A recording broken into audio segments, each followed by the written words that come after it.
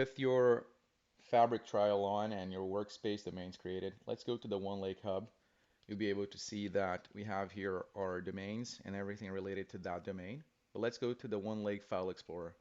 Here's the documentation so that you can download it, install it, and then also understand how to delete, how to create, how to change files.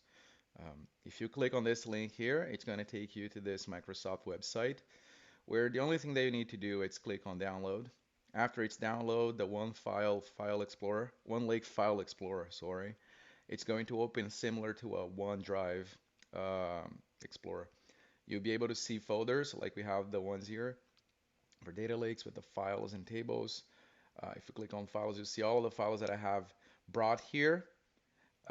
They could be already synced or waiting for them to sync. And also here with the tables, you see all of the Delta tables that I have. For instance, you see the table, the Parquet file, and also the partitioning JSON piece.